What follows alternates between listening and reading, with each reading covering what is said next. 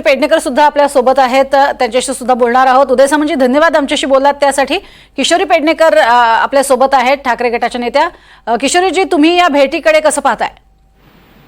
नाही, मुळामध्ये मला असं कळलंय की दोघंही एकाच हॉटेलमध्ये आलेले आहेत।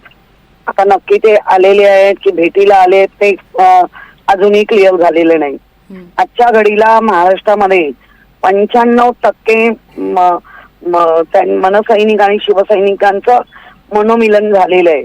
85% महाराष्ट्राला वाटतंय की आज जी काही ज्या पद्धतीने गळचेपी होते त्यासाठी आणि जे काय 2022 पासून जे काही राजकारण घडतंय, चल ना त्याच्या पाठवलं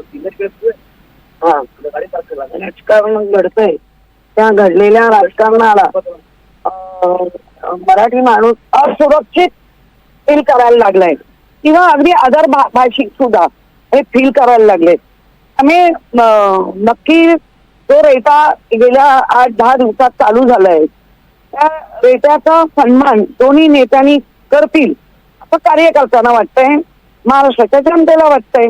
आता आपण इतक्या अर्ली स्टेजला कुठली गोष्ट आपण म्हणणं की भेटतायत याचसाठी भेटताय, हे मला वाटतं आता खूप हाईने आपण बोलतोय असं।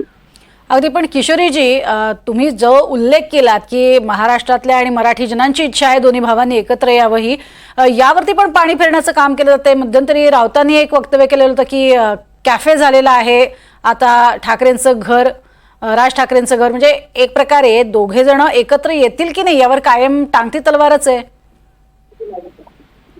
हो, आम्हाला दोघांनाही भेटायचं। किशोरीजी, तुमची वैयक्तिक इच्छा आणि तुमच्या नेत्यांकडनं व्यक्त होणाऱ्या ज्या इच्छा आहेत किंवा व्यक्त होणारी वक्तव्य आहेत ती थोडीशी विसंगत दिसतात।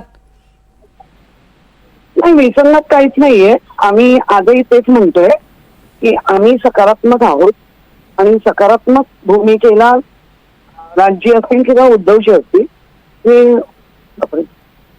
हे पण संजय राऊतांची वक्तव्य जी येत आहेत ती काही फार अशी पूरक नाही आहेत। त्यांच्या म्हणण्यानुसार त्यांच्याकडे भेटीसाठी येणारे जे इतर नेते आहेत त्यांच्याबद्दल केलेली वक्तव्य थोडीशी वेगळ्या पद्धतीने ते बोलतात।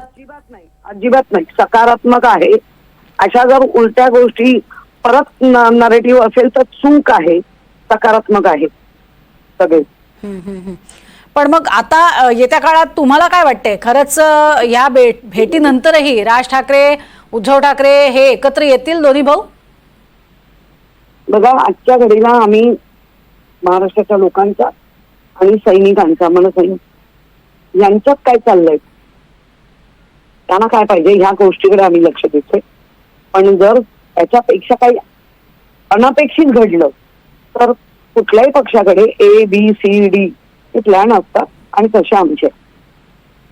बर, पण या सगळ्यामध्ये आता राज ठाकरेंच्या वक्तव्यांमध्ये किंवा राज ठाकरे यांचे जे सगळे नेते आहेत त्यांची जी वक्तव्य आहेत ती पाहता तुम्हाला वाटतं की तुम्ही ठाकरे बंधू दोन्ही जे आहेत ते एकत्र येतील?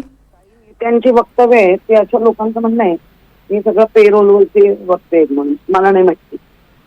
नक्कीच, धन्यवाद आमच्याशी बोललात त्यासाठी किशोरीजी।